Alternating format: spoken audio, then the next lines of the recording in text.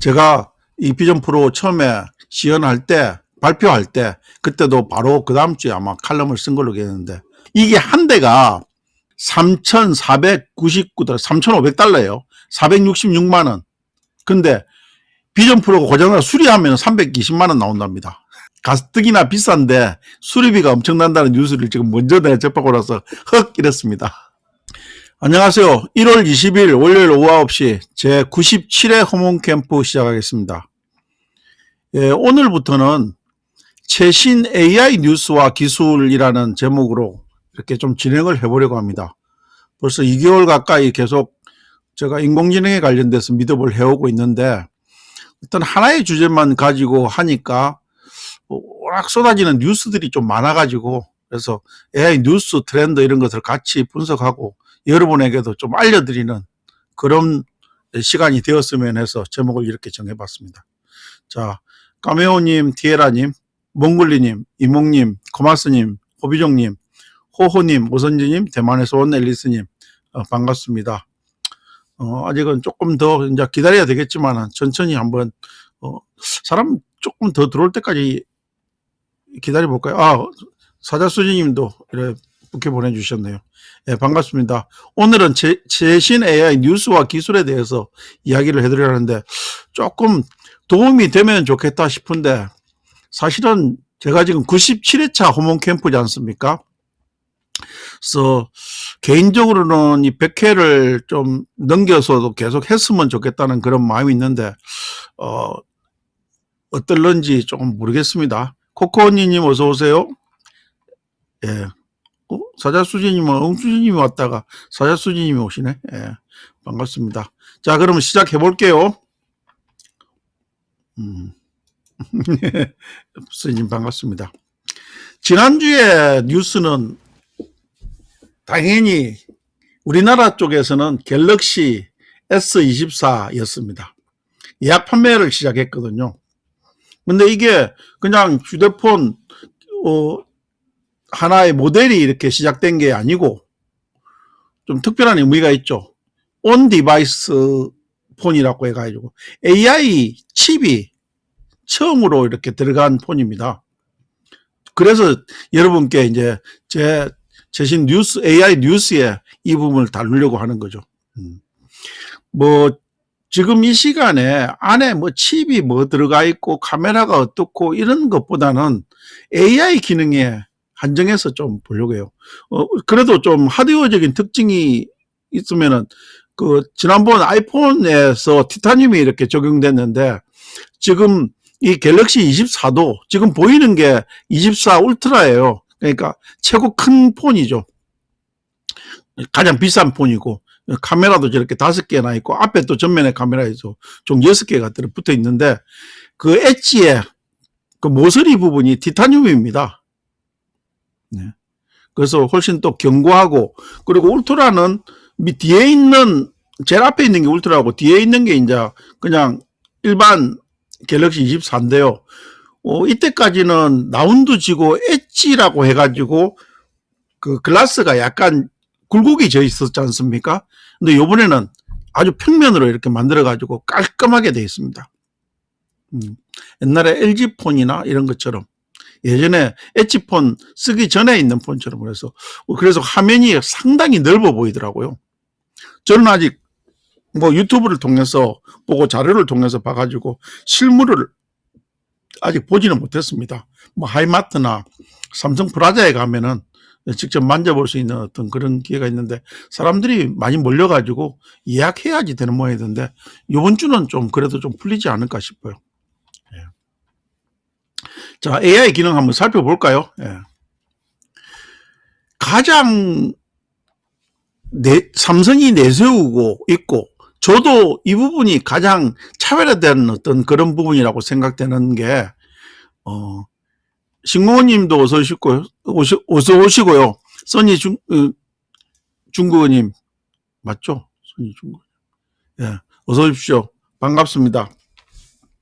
오늘은 AI 관련되는 최신 뉴스에 대해서 이야기를 좀 해볼까 합니다. 뭐 지금 온 디바이스 폰이라는 게 AI 칩이 기존에는 AI 기능이 있는 것은 주로 앱으로 소프트웨어로 이렇게 했다면은 이번에는 하드웨어 AI 칩이 휴대폰 안에 들어가서 온 디바이스 폰이라고 그러는 거거든요. 그런데 이게 들어감으로써 가장 특질이 뭘까 이렇게 하는 부분인데 삼성이 내세우고 저도 이 부분이 제일 주목한 부분인데 실시간 번역 기능입니다. 예전에도 그러면 실시간 번역이 없었느냐? 뭐 구글 번역 통해서 이렇게 번역을 하면은 저는 뭐 일본에 갔을 때도 그렇고 그렇게 쓴 적이 있는데 상당히 느려요. 근데 갤럭시 24에 있는 이 실시간 번역은 바로바로 그냥 실시간 번역이 됩니다. 제가 농담 삼아서 우리가 전 세계인이 언어가 갈리게 된 게 언제입니까? 옛날에 바빌론 왕국에서 바벨탑을 세우면서 하느님께 노여움을 받아가지고 하느님이 노여워하셔가지고 바벨탑을 부숴버리면서 그때부터 전 세계인들이 언어가 달라지게 되었지 않습니까? 근데 다시 좀 바벨탑이 새로 세워졌다 이런 표현을 하면은 내가 너무 하느님한테 죄송스러운 어떤 그런 부분이 될까요? 예, 영앤리치님 어서 오시고요. 대라사님 어서 오십시오. 왜 이런 말을 하냐면은 구글의 번역 기능이 계속 이렇게 강화되다가 지금 생성형 AI 시절이 되었고 휴대폰에 이 실시간 번역 기능이 들어감으로써 이제 사실상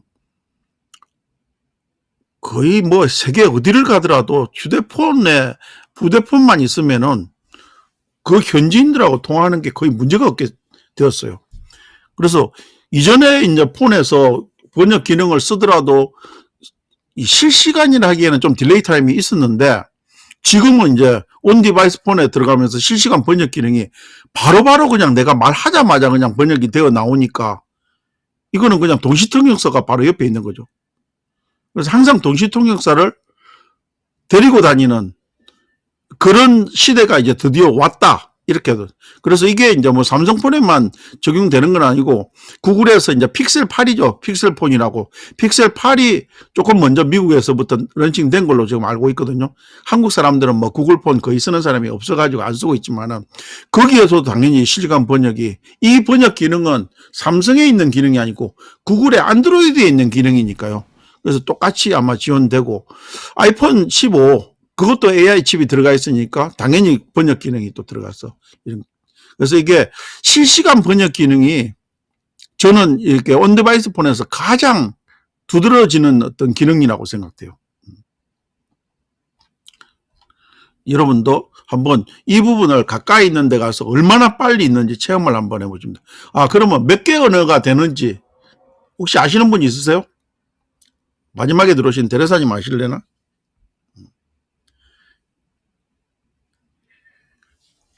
지금 현재 지원하는 건 삼성폰에서 지원하는 게 13개 언어입니다. 구글 번역 기능보다는 다소 떨어지죠. 근데 뭐 이거는 소프트웨어적인 일이기 때문에 계속 뭐 다음 달 되면 또 달라질 거고 계속 업그레이드가 되어 나갈 거라고 저는 생각이 돼요. 그래서 이 기능이 가장 눈에 띄고요. 그 다음에는 당연히 이제 사실은 이번에 또 카메라가 엄청 많이 업그레이드 됐거든요. 근데 카메라의 하드웨어는 지금 뭐 S1, S21, 22, 23 여기까지 기능에서 이제는 인간의 시각적인 측면에서 해상도는 뛰어넘어 버렸어요. 20일 이전에부터 이미 그래 왔어요. 사람은 풀 HD 위에서 4K 정도 올라가면은요, 잘 구별을 못 합니다. 예, 대리사님, 실시간 번역 S23, 24만 되나요? 이게 속도의 문제죠. 23에도 실시간 번역이 있고, 그 이전 폰에도 실시간 번역을 쓸 수 있어요, 앱상에서. 예. 그렇죠. 4K 정도 들어가면은, 사람의 눈으로는 이게 얼마나 좋아지는 게 뭐 8K다 뭐다 이렇게 이야기하지만, 그걸 못해요. 그래서, 대리사님 말씀 잠시 뭐냐면은 24만 되나요? 구글 픽셀 폰에서도 될 거고 우리 현재 23까지는 온 디바이스 폰이 아니지 않습니까? AI 칩이 안 박혀 있지 않습니까? 그 느리다는 게 제가 지금 생각이고요.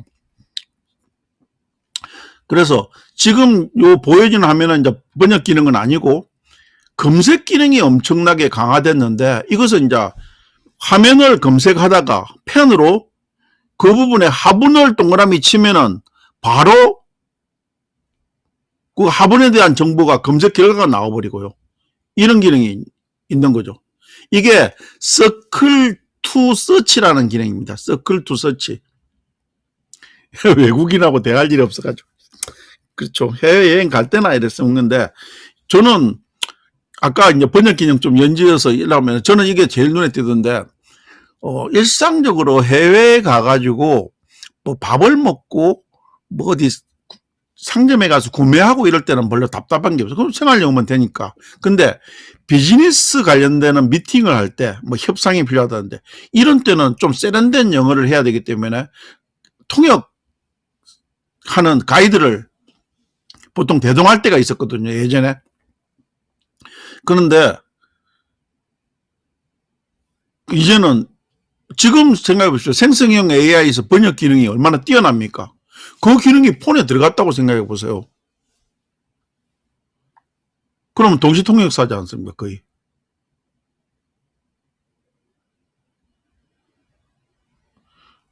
그래요. 브릭스님 반갑습니다.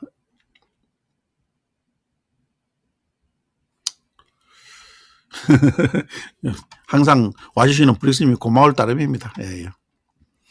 자, 어쨌든 간에 이 지금 아까 번역 기능 이야기했고 지금 이 기능은 번역 기능보다 서클 투 서치라 해가지고 이제는 뭐 타이핑을 할 필요 없이 그냥 펜으로 동그라미만 치면은 그게 뭐 사람이 인물도 아마 검색될걸요. 샘 알트만 이런 사진 하면은 샘 알트만이라고 검색될 겁니다. 그런 식으로 이게 왜 가능하냐 하면은 뭐 여러분들도 그렇고 나도 그렇고 해가지고 이미 우리 구글에 어마어마한 데이터가 사실은 이미 들어가 있지 않습니까? 글뿐만 아니라 사진까지. 그래서 사실은 그 구글 서버에서 이렇게 즉각적으로 반응해가 나옵니다. 이것은 온 디바이스 기능은 아닌 것 같아요. 일단은 서버에 한번 갔다 와야 되는 기능으로 알고 있습니다. 이렇게 지금 사실은 온 디바이스에 들어가는 칩을 우리가 생성형 AI는 LLM이라 그러고요. 온디바이스 칩은 SLM이라 그러거든요. 그 앞에 S하고 L이 달리는 거는 하나는 라지고 하나는 스몰이라고. 그래서 온디바이스 칩은 SLM이기 때문에 그렇게 스몰 랭귀지이기 때문에 꽤나 많은 정보가 들어가지만은 그 안에 어떤 인공지능 기능을 가지고 그러니까 자체만 가지고 뭘 해결할 수 없어요. 그래서 LLM이라는 그러니까 인공지능 서버에 한번 갔다 와야지 지금 보시는 화면에 이런 기능들이 가능한 거죠. 사실은. 이게 서클 투 서치라는 말씀을 다시 한번. 예. 그렇죠. 비만님 저도 비만님 어서 오시라는 말씀도 하지 못했네. 이 서클 투 서치가 직관적으로 상당히 아주 편리하고 제가 이제 S24 폰을 바꾸면은 누가 마이크 켜졌는데? 잠깐만요. 오선진님 마이크 그냥 꺼주세요. 예. 자, 다솜님하고 연장선생님도 어서 오십시오. 오늘은 AI 관련된 최신 뉴스와 트렌드에 대해서 이제 이야기를 하는데 갤럭시 24가 지난주부터 19일부터 사전 예약에 들어갔거든요. 아마 월말쯤 되면 받아볼 거라고 그러는데 그 기능 중에서 AI 기능을 좀 살펴보고 있습니다. 예. 자, 다음 한번 또 이야기로 넘어갈까요? 요것도 끝내주는 기능이죠. 이것은 AI 매직이라는 기능인데 한마디로 지금 2024 포토샵에 있는 기능인데 이제 갤럭시에서 되는 거예요. 그래서 펜으로 지금 내가 좌측부터 이렇게 우측으로 가는 원래 동영상인데 저걸 캡처해서 봤는데 저 서클을 쳐가지고 그냥 우측으로 또 갖다 놓으면은 여자가 오른쪽으로 이동을 하면서 빈 공간은 메꿔져 버립니다.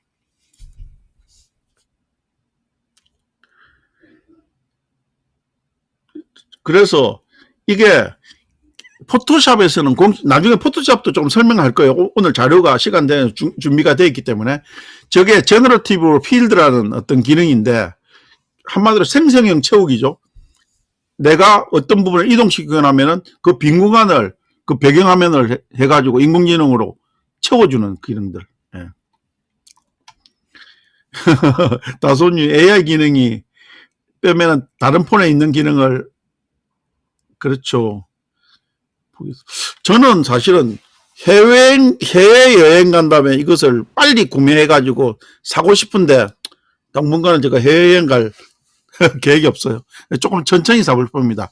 원래 그리고 막 예약 구매해가지고 살 필요 없다고 생각되는 게, 자동차도 그렇고 스마트폰도 그렇고, 저는 사실은 품질 관리 일을 뭐 30년 가까이 했지 않습니까? 그래서 휴대폰 회사도 다니고 자동차 회사도 다니는데, 처음에 신제품 나오고 한 6개월 동안은요, 사실은 사용자가 거의 뭐 베타 테스트가 되는 겁니다.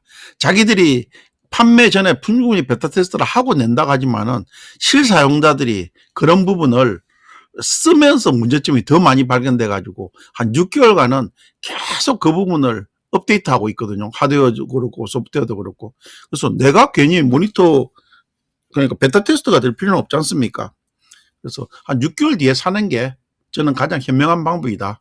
그리고 이미 뭐 아이폰 15로 갈 건지 아니면은 지금 갤럭시 24로 갈 건지도 조금 지켜보면은 서로가 막 뭡니까, 유튜브에서도 그렇고 블로그에서도 그렇고 이걸 다 평가해 줄 거거든요. 그래서 좀 다소님은 어쨌든 스마트폰 활용 이제 강의를 하시는 분이니까 이런 부분도 좀 필요할지 모르겠지만은 조금 기다렸다가 사셔도 늦지 않을 거다 이런 생각이 들어요.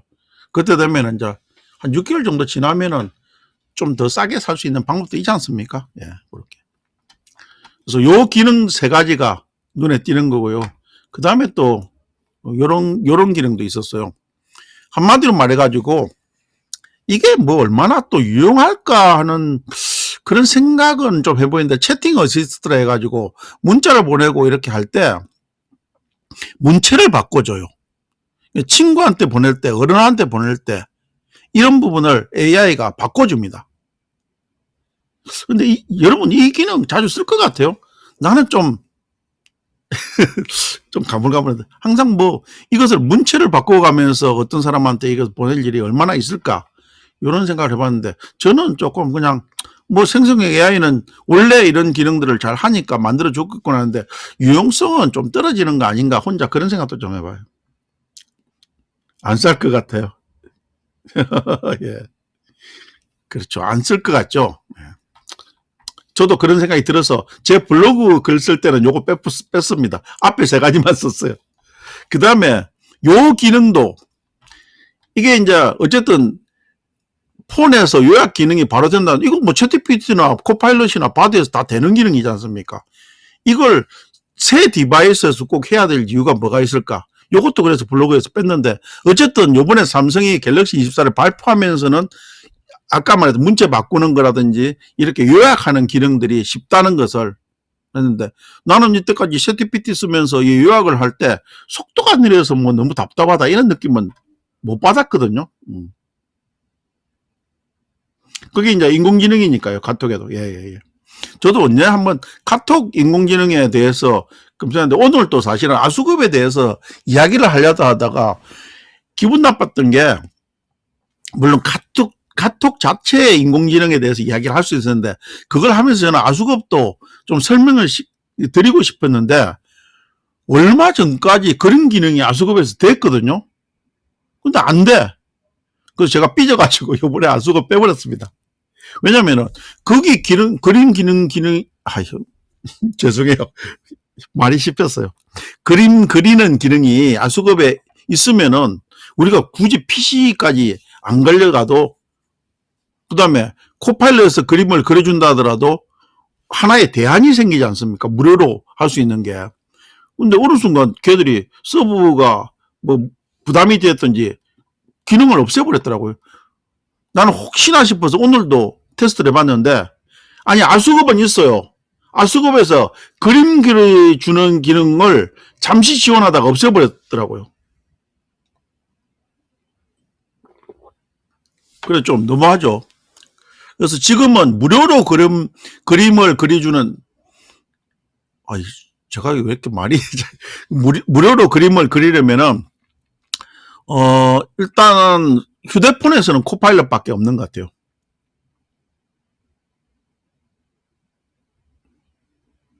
브릭스.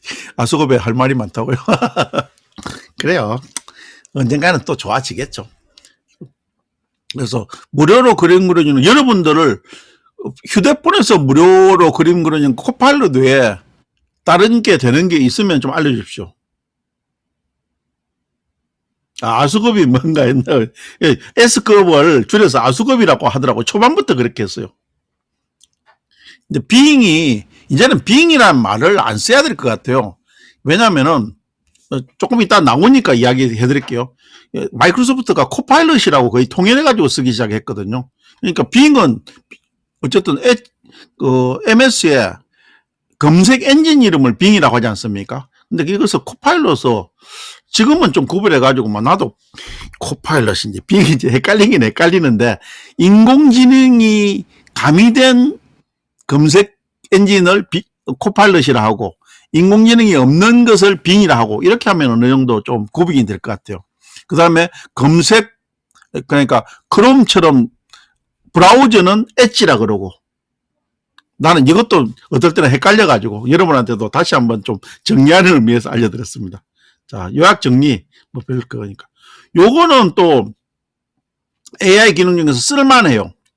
한마디로, RT온이라고 그러는데, RT온, RT가 뭔지 까먹어버렸는데요. 죄송해요.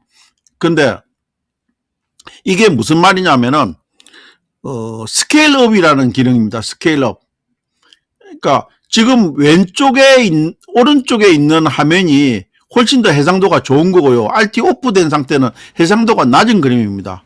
근데 지금 생성형 인공지능에서 스테이블 디퓨전이라든지 그 다음에 네오나르도 이런 데 가보면은 스케일업 기능들이 꽤나 있는 것으로 있거든요. 예, 업스케일 기능요.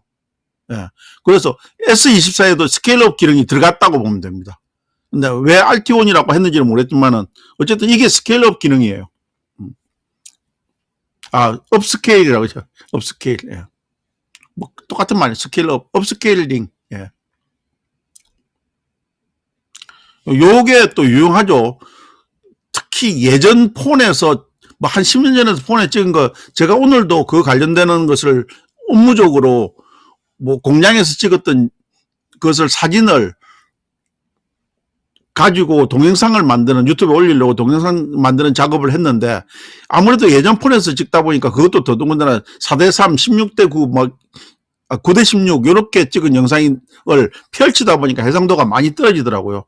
근데 욕심은 한 장 한 장 이것을 전부 다 업스케일링 해가지고 했으면 좋겠다 싶었는데, 오히려 동영상의 어떤 특성상 뭐 그러지 않는 게 더 좋겠다 싶어가지고, 너무 해상도가 좋게 나오는 게 바람직하지 않은 영상이 돼가지고 제가 안 했는데, 요새는 뭐 업스케일링 하는 데가 많습니다. 찾아다니면 무료로 이거 업스케일링 해주는 데도 있고요. 물론 많이 하다 보면은 그런 부분도 다 돈을 내라고 하죠. 안드로이드 기준으로는 픽사 아트, 그렇죠. 텐소 아트, 비마님 역시 많이 아시네. 예. 스펠라 구석이가. 저도 기억을 좀 해놓을게요. 예.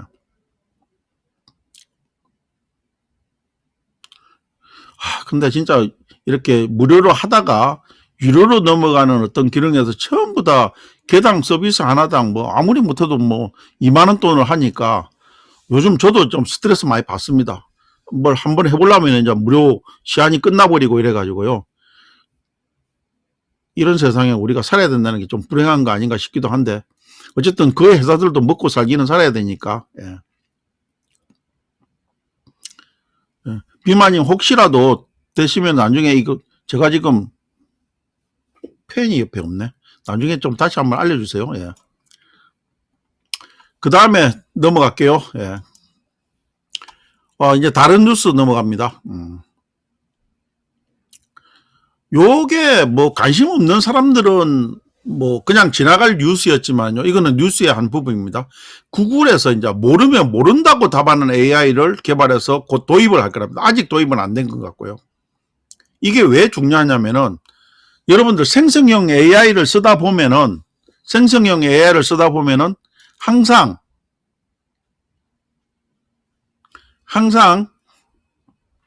할루시네이션이라고 하는 것을 만나게 되지 않습니까? 뻔뻔한 거짓말. 얘는 무조건 답을 줘요.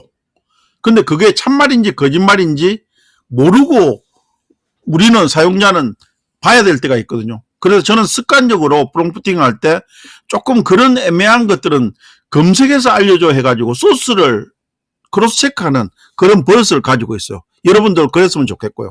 그래서 생성형 AI를 쓸 때는 바드든 코파일럿이든 챗GPT든 뭐든지 검색해서 아니다.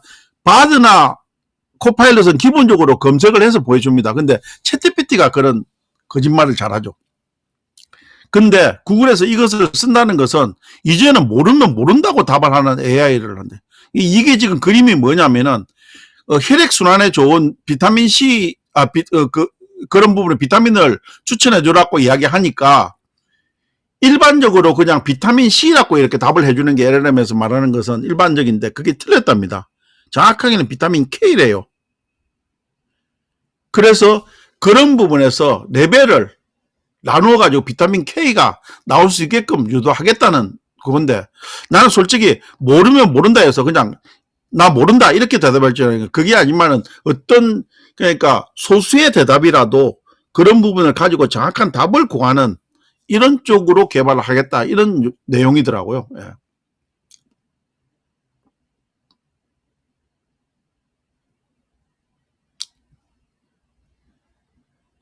코나님, 예. 아, 그런가요? 어쨌든 와주셔서 고맙습니다, 코나님. 예, 예. 대련사님, 지금은 낮 이라면 아침 6시 이런다고요? 아침 6시. 그러시구나. 죄송해요. 제가 상황을 파악을 약간 잘 못했습니다. 그래요. 아무튼 와주신 것만 해도 너무 고맙습니다. 아무튼 저는 여러분들한테 저 사실 이런 자료 만드는 게 꽤나 시간이 좀 걸리거든요. 그래서 옛날 초기 미드업 할 때처럼 요새 자료를 좀 신경 써가지고 만들고 있습니다. 왜냐면은 제가 어쨌든 저는 AI 전도사가 좀 되고 싶어가지고 미드업 할 때 사람이 많이 오건 적게 오건 제대로 된 미드업을 좀 하고 싶어요. 그래서 여러분들이 제가 이제 사실은 시간적인 한계성 때문에 다른 분들 미드업에 자주 못 가서 제 미드업에도 많은 분들이 못 오시는 걸로 알고 있는데 그래도 오시는 분한테는 제가 조금이라도 좀 도움이 되는 그런 정보를 드리고 싶은 게 제 마음이니까 여러분들 꼭 기억해 주시고 다음 주 월요일 날도 이렇게 또 AI 관련되는 신기술이나 뉴스를 가지고 미드업 할 테니까 좀 기억을 해 주십시오. 예. 방문함님 어서 오시고요. 예, 반갑습니다. 자, 다음 이야기 한번 넘어갈까요? 예. 이제 아까도 이야기했던 이제 코파일럿 이야기를 하려고 하는데 여러분들 MS 코파일럿이라면 좀 헷갈리지 않습니까? 이게 인공지능이 빙이라 했다가 코파일럿이라 했다가 이런데 이제는 우리가 좀 통일을 해가지고 이해를 좀 해야 될 필요가 있는데 MS는 작년부터 사실은 생성형이라는 어떤 인공지능을 도입하면서 코파일럿이라는 단어를 일찌감치 발표했어요. 이 코파일럿은 부조종사란 말입니다. 그런데 단계적으로 얘들이 사실은 적용을 해가지고 MS에서 나가는데 MS가 제일 강력한 게 뭡니까? 어쨌든 윈도우라는 운영체제하고 그 다음에 강력한 게 있으면은 MS 오피스지 않습니까? 그래서 이 코파일럿을 윈도우 11에도 갖다 넣어놓고요. 윈도우 11에는 이미 코파일럿 기능이 들어가 있습니다. 그 다음에 작년 11월 달부터는 대기업 항도로 해가지고 전면 MS 365라 해가지고 오피스에다가 이것을 적용을 했어요. 그래서 미니멈 300카피를 기준으로 해가지고 인당 30불인가? 요렇게 해가지고 지원했는데 요번에 이제 개인이나 아니면 개인 회사 중소기업용으로 코파일럿을 적용을 했다 이거죠. 그러면은 이 코파일럿이 그냥 우리가 검색 엔진에서 이렇게 코파일럿 쓰는 것하고 뭐 달라지는데 이렇게 그렇죠. 코파일럿이 너무 편하긴 한데 뭐가 달라지는데 이라면요. 코파일럿에서 지금 현재 우리가 검색 엔진에서 만드는 코파일럿에서는 이온화가 되어 있지 않습니까? 내가 지금 이온화도 할 수 없다. 사실은 챗GPT 안에서는 엑셀 파일도 만들어주고 파워포인트 파일도 만들어주는데 MS 코파일럿에는 그런 파일을 안 만들어주거든요. 근데 지금 이 말하는 이 MS 코파일럿 365로 들어온 순간 문서 요약도 해주고 블로그 글도 써주고 그 다음에 엑셀 파일도 만들어주고 파워포인트 파일도 만들어준다 소리입니다. 그래서 다음 그림을 넘어가면 이런 거죠. 비록 영어로 된 자료지만 오른쪽에 있는 자료가 코파일럿을 통해 가지고 블로그 글을 쓴 거예요. 이게 워드에서. 그 다음에 저 위에가 아웃룩에서 메일 보내는 기능. 메일도 이제 인공지능으로 보낼 수 있지 않습니까? 그런 기능을 아웃룩하고도 연결됐죠. 거기 전부 다 MS365에 그냥 같이 들어있는 거예요. 그리고 그림 그리는 기능도 코파일럿에 이미 있죠. 근데 이제 이게 디자이너라는 프로그램 속에서 같이 이제 그림을 그릴 수 있는. 그래서 한마디로 오피스 내에 인공지능이 들어가서 그것을 코파일럿을 한다. 이렇게 돼요. 그 다음에 윈도우 11, 그 안에는 코파일럿 버튼이 있어가지고 그냥 원 버튼으로 누르면은 우리가 검색해서 들어가가지고 뭐 MS 빙이라든지 통해서 들어가는 코파일럿이 바로 열린다. 이런 것들. 근데 얘들은 진짜 상업용 정신이 뛰어나서 그런지 처음부터 유료화로 들어갔습니다. 그래서 어쨌든 개인용은 월 $20를 추가로 내야 된대요. 근데 사실은 이게 MS365가 개인용 제가 쓰고 있는데 저도 기업용을 안 쓰고 개인용을 쓰고 있거든요. 근데 그게 아마 100불 정도 되죠? 연에. 근데 이게 추가로 또 200불 가까이를 더 내야 된다면은 좀 부담이 되기는 됩니다. 근데 그냥 연 구독료 없이 20불이라면 저는 무조건 쓸 겁니다. 써야 되고요. 업무 효율성이 뭐 엄청나게 높아질 거니까. 엑셀 작업이나 워드 작업이 이제 앞으로 그래 되면은 챗GPT에서 쓰는 기능을 많이 코파일럿에서 하게 된다는 말이거든요. 여러분들도 어쨌든 올해 이제 코파일럿이 개인용까지 서비스 되고 곧 우리한테도 이제 다가올 거니까 미리 준비를 하시고, 그 다음에 또 요것도 좀 지켜봐야 될 기능입니다. 이 빌드라는 기능인데요. 한마디로 검색 엔진에 있어서 개발자들이 주로 쓰는 건데, 여러분들 GPT 스토어 지난주에 이야기했지 않습니까? 그런 것처럼 API를 갖다 붙여가지고 이제 또 GPT 스토어처럼 쓰는 거예요. 결국에는 얘들도 전략이 오픈 AI사가 GPT 스토어를 만드니까 MS도 또 GPT 스토어를 만들려고 하는, 코파일럿 스토어를 만들려고 하는 것 같아요.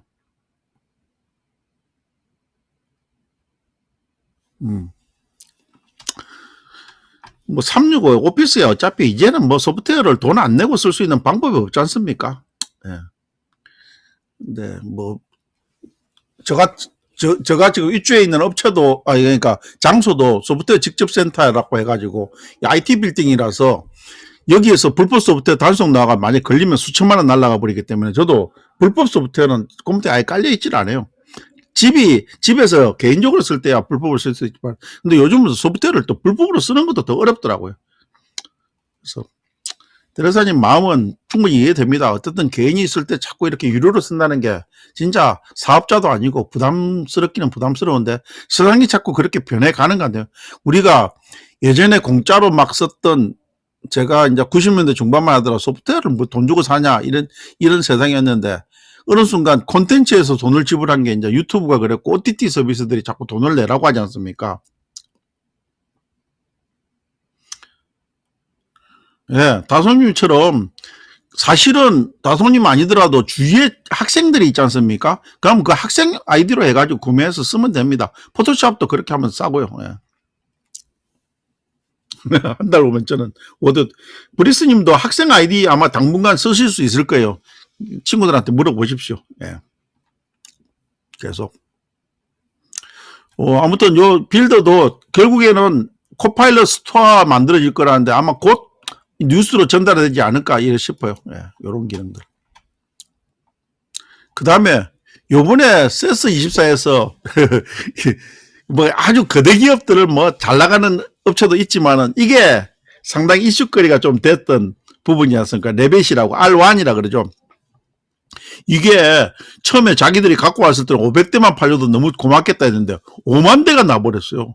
수십억이 한꺼번에 나가버린 거예요. 이 한 대가 가격이 199달러, 200달러가 채 안 됐으니까 우리나라 돈은 26만인데 이거 뭐 지금 그날 주문 받은 것만 해도 올해 이거 생산하기도 빠듯하다고 그러더라고요. 그래서 어쨌든 간에 손바닥에 딱 들어가는 어떤 디바이스인데 이게 이제 인공지능이 되는 디바이스라고 하지 않습니까? 근데 웃기는 게 이게 온 디바이스가 아니에요.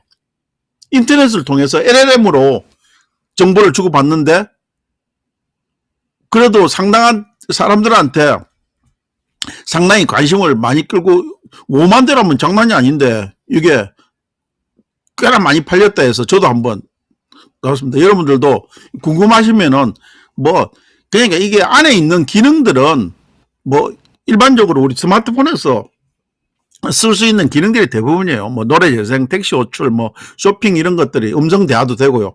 왜냐면 LLM을 쓰는 거니까. 근데 어쨌든 200불 하는 그런 디바이스에다가 휴대폰도 아닌 것이 요게 들어갔다는 부분에서 상당히 큰 의미가 있다. 이런 식으로 생각이 되는 거예요. 그래서 요번에 CES 2024 거기에서 상당히 각광을 받았던 그런 물건이라서 저도 한번 들고 와봤습니다. 조금 지난 뉴스지만. 그리고 이거는 뭐 여기 계신 분들은 좀 관심이 없을지도 모르겠는데 저는 사실 휴머노이드 로봇에 관심이 좀 많은 편이거든요. 제 항상 버킷리스트에는 휴머노이드 로봇을 사고 싶다 하는 게 들어가서 제 스마트폰 바탕화면에 항상 깔려 있는데 지난번에 제가 여러분한테 이야기를 안 했죠. 제 칼럼 쓸 때 테슬라의 옵티머스 젠2 휴머노이드 이야기를 했거든요. 근데 이 테슬라가 일론 머스크가 이 젠2 머신을 어디에 제일 적용을 하겠다 했느냐면은 자기 테슬라 그 자동차 만드는 조립 라인에다가 투입시킨다 그랬어요. 근데 이 젠2가 그 당시에 어떤 기능이 있었냐면은 계란을 왼쪽 손에서 집어가지고 오른손으로 넘기는데 마치 사람이 잡는 것처럼 부드럽게 잡아가지고 딱 놓았단 말입니다. 이게 진짜 로봇을 좀 아는 사람들한테 정말 어려운 기술이거든요. 진짜 많은 센서가 도용돼. 근데 그게 가능하죠. 그래서 이게 휴머노이드 로봇 중에서도 저렇게 손이 인간처럼 저렇게 거의 완벽하게 될 수 있는 거라서 그러면 작업 로봇으로 충분하다 해가지고 테슬라 조립 로봇으로 간다는 말을 들었어요. 근데 이것에 이제 바짝 긴장했는지 BMW에서도 제조 공장에 휴머노이드 로봇을 투입시킨다는 거죠. 이게 이제 큰 회사 로봇은 아니고 그 스타트업 이제 피규어라는 회사인데 거기서 저 위에 보이는 게 휴머노이드 그 로봇입니다. 근데 제가 또 약간 격가지로 세는 거지만은 휴머노이드 로봇을 만들 때 너무 사람 모양으로 옛날에 왜 몇 년 전에 그 인공지능 로봇 만들면서 실리콘으로 해가지고 사람 모양인데 그게 조금 귀신 보는 것처럼 흉측했지 않습니까? 저는 차라리 휴머노이드 로봇은 이런 모양이 더 나은 것 같아요. 그냥 로봇은 로봇처럼 보이는 게. 괜히 인간처럼 보이게 해가 스킨 씌우고 하는 것은 그 좀 어떻게 보면 귀신 보는 것 같은 느낌이 들어요. 저 개인적인 느낌이지만은. 그래서 어쨌든 안드로이드 로봇이 이런 식으로 점점 돼가지고 이게 도입되면은 진짜 우리 인간들이 염려하는 그런 일들이 많이 생깁니다. 저는 사실은 현업에서 머신비전이라고 카메라를 이용해 가지고 분량을 잡는 이런 부분에서 일을 하는데 저 분야도 또한 마찬가지거든요. 사람이 육안 검사하는 부분을 대체해 가지고 카메라가 하는 역할을 하는 거예요. 그러면은 그게 카메라가 도입되는 순간 사람이 육안 검사하는 사람들은 다른 업무에 배치가 돼야 되는지 아니면은 회사에서 퇴사를 해야 되는 그런 일들이 있는데 이 휴머노이드 로봇이 도입되면 또 많은 사람들이 전환 배치되든지 퇴사를 해야 되는지 이런 일이 생길 겁니다. 실제적으로 아직도 우리 한국에서조차도요 단순 조립 하는 그런 라인에 사람이 들어가서 단수 조립하는 그런 일들이 정말 많습니다. 그런 사람들은 이게 이 로봇 한 대가 1억 된다 이러면요, 한 대 도입돼 가지고 인건비를 예를 들어 한 3년 정도면 인건비 뽑는다 소리거든요. 그러면 중소기업에서도 이거 투자해버린다고. 그래서 조금 비관적인 어떤 그런 부분을 생각한다면은 이런 모습이 머지않은 시간에 이제 곧 다가온다. 그래서 아마 휴머노이드 로봇들이 저희들끼리 또 노조 만든다 소리도 나올 수도 있는 날이 머지않았다. 이런 생각이 듭니다. 우리에게도 휴식 시간을 달라. 뭐 이런 식으로 또 말할 수 있는 그런 날이 올 수도 있지 않겠습니까? 자, 그리고 작년에 가장 큰 또 이슈 중에 하나였던 하드웨어가 있었죠. 비전 프로, 애플 비전 프로.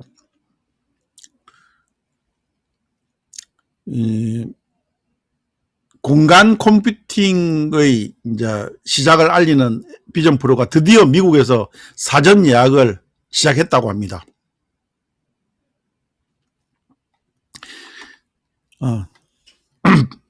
율님 오래간만이네요. 어서 오세요. 반갑습니다. 예, 오늘 AI 관련되는 최신 뉴스, 트렌드, 뭐 기술 이런 것들 하는데 지금은 애플 비전 프로 이야기하고 있습니다. 근데 어쨌든 저는 비전 프로는 꼭 한번 사고 싶은데 솔직히 말해서 바로 사다가는 와이프한테 큰 낭패를 볼 것 같아요. 아니면 사가지고 어디 숨겨놓든지 이렇게 해야 될 것 같고. 근데 사고 싶어요. 왜냐하면 이때까지 또 없는 장비라서. 그러니까 애플이 스마트폰을 만들어냈던 것처럼 지금 이 비전 프로도 나는 뭐 메타에서도 뭐 구글도 만들어내고 하지만 그거하고는 종류가 좀 다른 거거든요. 그래서 이 안에 보면은 여러분들 이 안에 카메라가 몇 개가 들어간지 압니까? 혼난다고요? 맞아요. 혼날 것 같아요. 카메라가 12개나 들어갑니다. 12개. 센서 5개. 그 다음에 마이크도 6개나 들어가요. 그러니까 막 그냥 센서의 집약체라고 할 수 있습니다. 그래서 이걸 딱 끼고 손으로 저어가지고 이렇게 하면은 그 손끝을 인지해가지고 내가 어떤 앱을 실행시킬 수도 있고 닫을 수도 있고 확대할 수도 있고 축소할 수도 있고 이런 게 다 된다는 거죠. 환상적이지 않습니까? 우리 SF 영화에 보면은 옛날에 톰 크루즈가 그 왜 있지 않습니까? 범죄 일어날 것을 미리 예측해가지고 잡으러 다니던 갑자기 그 생각이 안 나는데 그 영화에서 막 허공에다 대고 막 이렇게 하는 있잖아요. 그게 바로 공간 컴퓨팅이거든요. 예, 마이너리티 리포트 브루스님 역시 맞아. 난 그 영화 보고 너무 좋았는데 이게 이제 이루어지는 거예요. 이 세상이.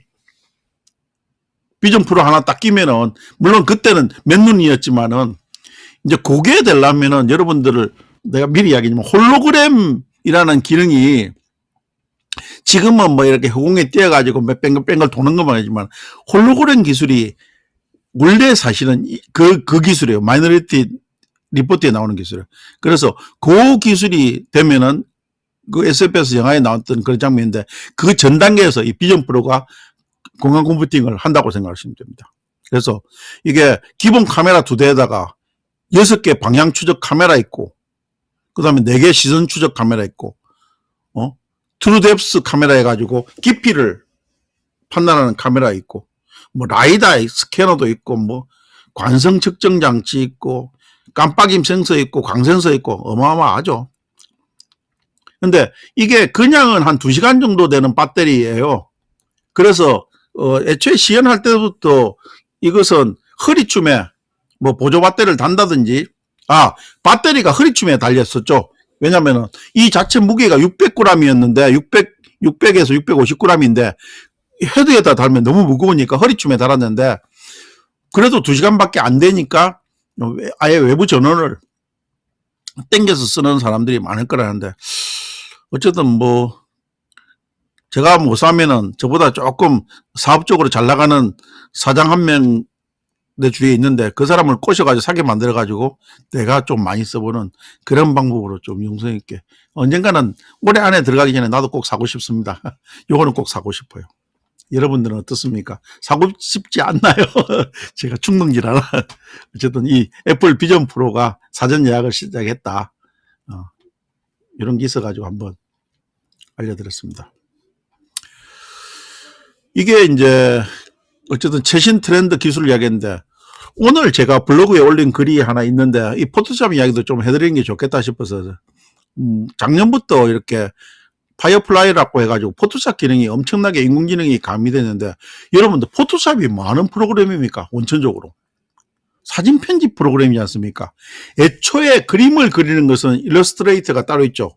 요거는 그림이나 사진을 편집하는 프로그램이지 않습니까? 예, 맞아요. 브루스님, 3,500달러 너무 비싼 거죠. 아직은 일반 직장인들도 참 부담스러운데 매니아들부터 먼저 접근을 하지 않겠냐 싶어요. 예. 이제는 창조 프로그램, 맞아요. 이제 생성형 AI가 작년부터 파이어플라이라는 부분에 들어갔는데, 2024를 지금 우리 회사에 있는 인턴 직원이 자기 아버지 그것을, 지금 인턴이라니까 임시로 이제 있는 친구인데, 아버지가 IT 업계 사장 출신이라서 새 버전을 깔았다고 그래서, 잘 됐다. 너 2024에 있는 AI 기능들을 뭡니까? 다 뽑아서 내한테 리포트 하라 하니까 지금 이런 자료들을 만들어준 거예요. 그래서 여러분한테도 공유를 할 테니까 한번 보십시오. 자, 이게 이제 생성형 AI 기능인데, 아까 창조 프로그램을 했지 않습니까? 저렇게 이제 동글뱅이만 딱 치고 나서 프롬프트 창이 뜨거든요. 저렇게 빈 창에다가 지금 합니다. 아, 예, 오선재님, 다음에 뵐게요. 다음 주에 뵙겠습니다. 빈 창에다 놓고 밑에 저렇게 어떤 빈 창에서 어떤 부분에서 행위를 하면은, 누가 마이크 켜졌습니다. 오선재님 마이크가 켜졌다 꺼지네. 예. 그러면 프롬프트 창이 이렇게 생성 AI 프롬프트 창이 떠요. 거기다가 강아지하고 치면 이렇게 나옵니다. 한 장만 나오는 게 아니고 기본적으로 3장이 나오고요. 옆에 또 그게 나온 게 보입니다. 그래서 그것을 또 추가로 생성하면 계속 강아지 모양이 바뀌고, 프롬프트를 심플하게 강아지 했지만은, 예를 들어 가지고 지금은 뭐 닥스훈트인데 내가 테리어를 그리라든지 조금 더 큰 강아지를 그리라든지 이런 식으로 세부적으로 프롬프팅을 하면은 포토샵이 우리가 챗GPT나 코파일럿에서 그림 그려달라고 했을 때 아주 정확하게 그린다고요. 근데 포토샵의 장점이 뭡니까? 코파일럿이나 챗GPT는 그림을 수정할 수가 없지 않습니까? 다시 그려라가 유일한 해결책이에요. 근데 포토샵은 원래 그림을 수정하는 그런 프로그램이지 않습니까? 이게 정말 대박인 거죠. 그래서 저도 사실 그림 전문가가 아닌데 포토샵을 써봐야 되냐 지금 갈등을 계속하고 있는데, 아직은 내가 유료 결제 안 하고 우리 인턴 직원한테 한번 해보라고만 한 겁니다.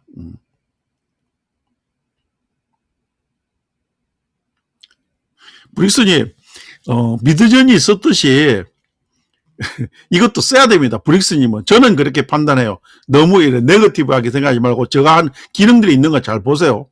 이게 있으면은 생산성이 엄청나게 높아집니다. 그 다음에 이제 기본적으로 이게 뭐 파이어플라이다 뭐다 이렇게 해갔는데, 제너러티브 필이라는 이름으로 2024에서 통일을 했더라고요. 보니까 저는 이번에, 여러분들 알고 있었는지 모르겠는데 저는 이번에 새로 이 기능을 알겠습니다. 아, 율림도 그래요. 그래서 다 써봐야죠. 예. 자, 여기서 가장 대표, 이거는 이미 유튜브에 통해서 많은 기능들이 있는데 제가 한번 다시 정리를 하는 겁니다. 불필요한 이미지를 쉽게 지우는데, 이제는 그냥 아무튼 펜으로, 마우스로 그냥 쭉 하고 테두리만 만들어주면 돼요.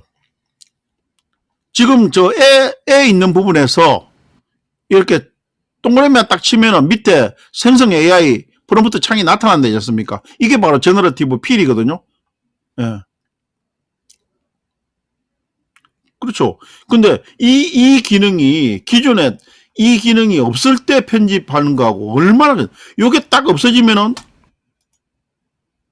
얘가 이렇게 없어지지 않습니까? 근데 채워주는 기능도 딴 데는 이게 보면은 이런 기능이 다른 데도 있죠. 제가 어디서 봤더라 이것을? 피카에서 봤나? 예. 근데 요 채워주는 것도 포토샵에서는 옵션이 있어요. 지금 여기 자료가 내가 가져왔나? 예, 이렇게 몇 가지 경우수를 줘가지고 서너 개를 준다고. 마음에 안 들면은 이 옵션 중에서 선택해가지고 또 쓰면 돼요. 이게 바로 포토샵만이 할 수 있는 기능 아닐까. 물론 포토샵만이 하면은 어폐가 있는 거죠. 근데 포토샵이 이런 것을 원래 잘하지 않습니까? 그림 수정을. 돈이 없어요. 열림도 답답하시죠? 저도 똑같아요. 뭐가 새로 하려면은, 이거 다 돈 결제해야 되는데 내가 전문가도 아니고, 율림도 사실은 강의를 하기 때문에 이런 걸 해봐야 되지 않습니까? 근데 다솜님도 마찬가지고, 저도 그런 목적으로 이렇게 미덕도 하고 블로그도 쓰고 있기 때문에 한 번은 해봐야 되는데 이런 것들이 자꾸 전부 다 유료니까 이게 답답해지는 거예요. 아이고, 참, 다들 공감하시는 사항입니다. 어쨌든 간에, 이렇게 그림, 이미지를 쉽게 없애주고, 그 배경을 채워준다. 아까 갤럭시 S에서도 AI 매직이라 해서 이 기능이 있었지 않습니까? 그거 똑같은 거예요. 근데 내가 모르긴 몰라도, 그 퀄리티적인 측면, 배경을 맡겨줄 때 그 퀄리티가 포토샵이 훨씬 뛰어날 거라고 생각합니다. 우리가 생성형 AI에서 그림 그려줄 때 코파일럿이나 챗GPT에서 그림 그리는 거하고요. 미드저니에서 그린 거하고 퀄리티가 완전히 다르더라고요. 저는 최근에 어떤 카페에 들어가서 그것을 보니까 정말 많이 달라요. 퀄리티가. 근데 지금 내가 말하는 갤럭시 24에서 그림 배경화면 없애주는 거라든지 다른 데서 없애주는 프로그램이 있다 하더라도 포토샵을 어떻게 따라갈 것 같습니까? 우리가 그냥 닐러 짐작을 할 수 있지 않습니까? 네, 그런 거죠. 시간이 52분 돼서 빨리빨리 좀 해볼게요. 그 다음에 기존 이미지를 다른 이미지로 바꿔주는 거. 이것도 저 지금 사람 잠수하는 모양을 탁 치고 밑에서 프롬프팅을 거북이 딱이라면은 이렇게 거북이로 바꿔줘요. 마음에 안 들면은 다시 또 다른 모양의 거북이로 바꿔준다고. 이게 생성형의 그게 제너러티브죠. 생성해서 채우기, 생성 채우기, 생성형 채우기. 말을 어떻게 바꿔야 될지 모르겠는데 생성형 채우기가 맞겠네. 이런 기능들요. 이건 끌리는데 브릭스님 이거 보면 포토샵 안 쓰고 못 배겨. 근데 장담한다. 이제는요, 브릭스님 있을 때 저런 이야기 안 했었나?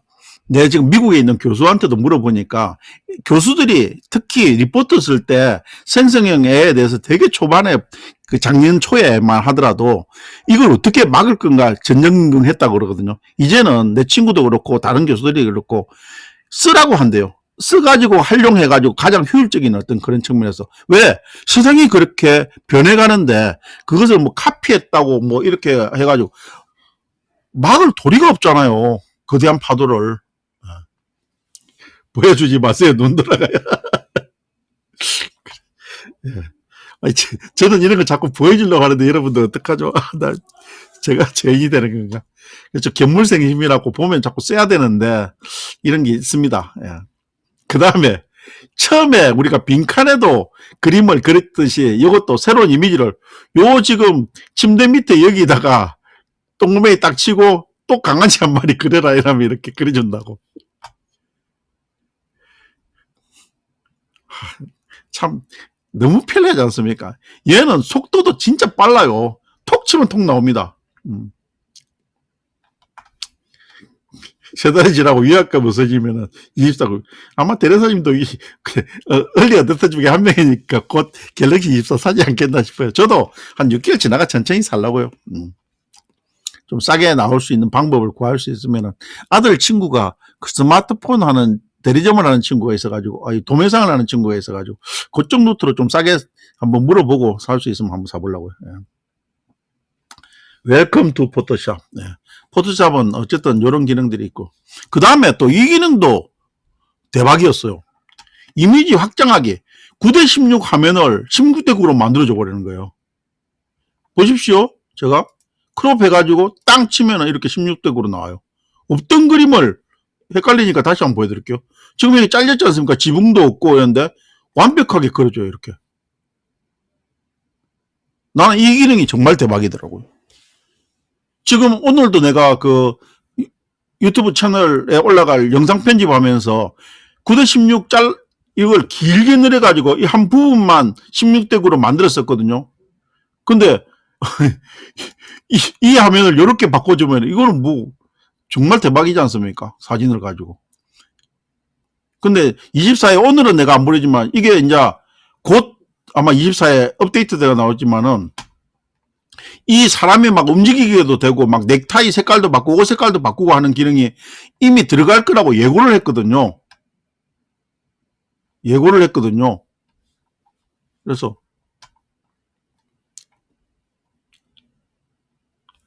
이거 지금 할인해가지고도 뭐 10몇만 원이니까 아유 모르겠습니다. 나도 지금 포토샵 이거 가게 가면 또 사러 갈 것 같아요. 나도 좀 걱정이 되었었는데 여러분한테 기능만 보여줍니다. 그 다음에 리무브 툴 중에서도 훌륭해요. 요게 그냥 탁 치면 없어져 버립니다. 아까 그런 리무브 툴인데 요 기능이 아까도 보여드렸지 않습니까? 근데 뭘 채우고 요 기능이 마이너스 플러스 해가지고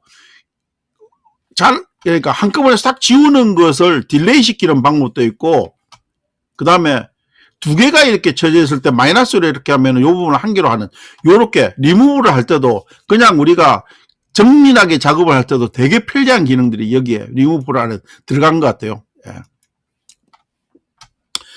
자, 여기까지가 오늘 AI 미드저니에서 뭐가 가능하다고요? 미드저니가 뭐 지우는 기능이 있어요? 미드저니에서 안 지우는 거 말고 그림을 위로 크게 하고 옆으로 넓게 하고 하는 거. 그 기능이 들어갔어요. 미드저니에 그게 있어요. 오, 그렇구나. 옆으로. 근데 대리사님은 미드저니 말고 스테이블 디퓨전을 한번 공부를 해보세요. 와, 그 대박이더라. 안에 있는 기능이 그냥 한마디로 그 강호의 포토샵? 그러니까 우리가 윈도우 OS가 있는가 하면 리눅스가 있듯이 스테이블 디퓨전이 오픈소스로 만들어진 건데 거기에 모델들을 하나하나 이렇게 구경하다 보니까 진짜 없는 기능이 없더라고요. 그런 것들을 다 포토샵이 가져오는 겁니다, 사실은. 그래서 뭐 업스케일부터 시작해가지고 이렇게 금방 대리사님이 이야기해준 이런 것들, 그 다음에 뭐 지우고 빼고 이런 것들은 전부 다 거기 스테이블 디퓨전 가면 다 할 수 있는데 미드저니보다는 싸거든요. 그러고 제가 또 이 그림 작업을 전문가가 아니지 않습니까? 레오나르도 다빈치도 뒤에 들어가는 것은 스테이블 디퓨전, 그 오픈소스가 들어가요. 레오나르도 다빈치가 아니고 레오나르도 AI도.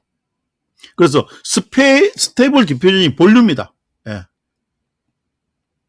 근데 스테이블 디퓨전은 좀 배우기가 어려워도 그 기능은 어마어마해가지고 지갑 열어주세요.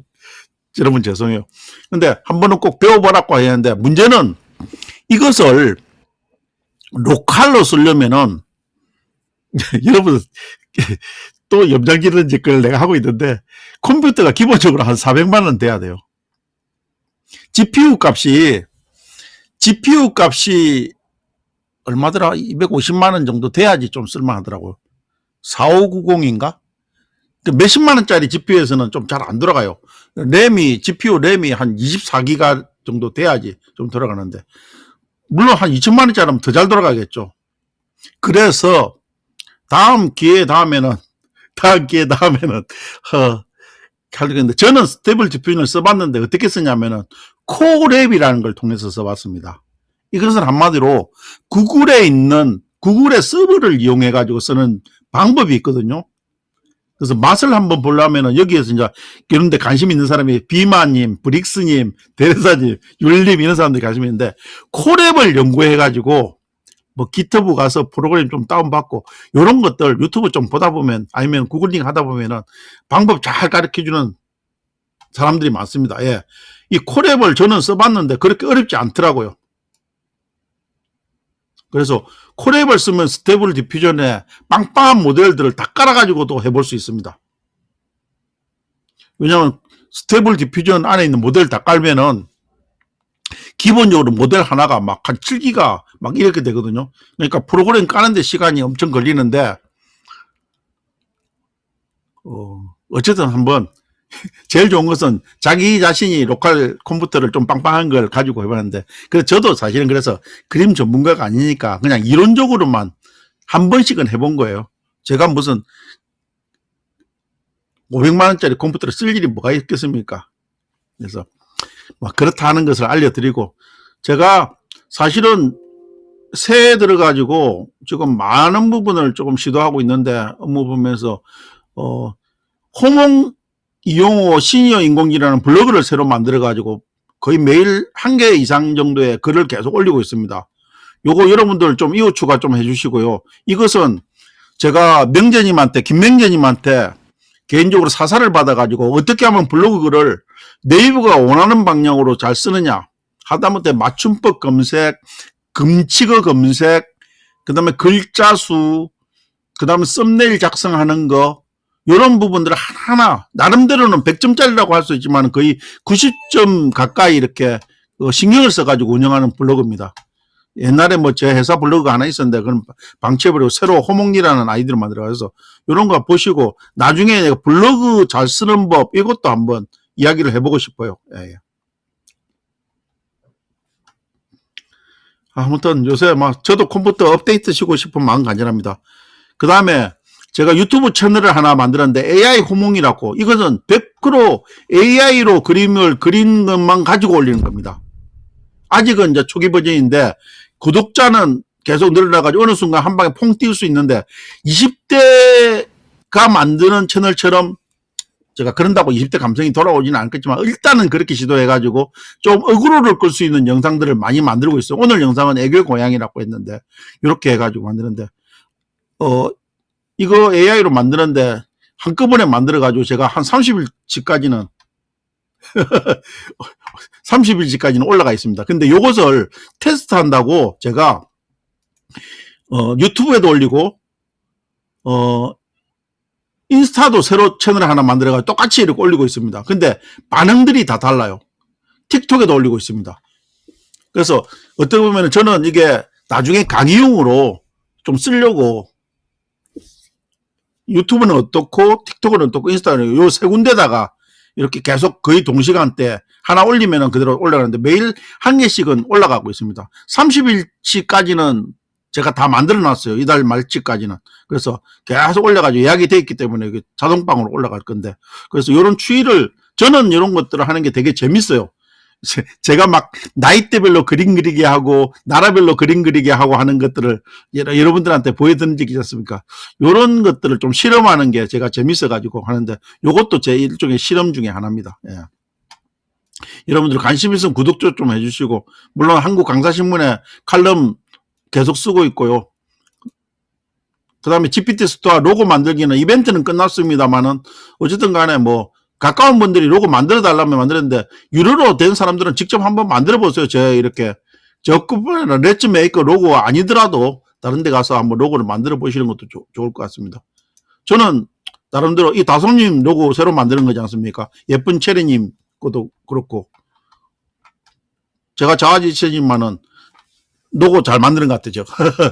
그냥 프롬프팅해가 만드는데 저 정도 하면은 대박 아닙니까, 여러분들? 자, 여기까지 10시 4분이 지났네요.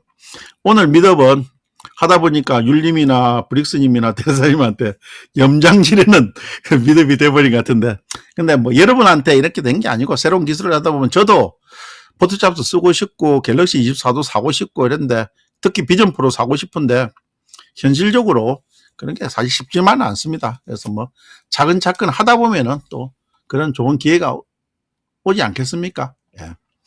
자, 다음 주에 또 새로운 흥미로운 이런 거리로 자료 만들어 가지고 돌아오겠습니다. 여러분들 늦게까지 미더에서 같이 해주셔서 감사합니다. 예. 여러분 다음 주에 뵙겠습니다.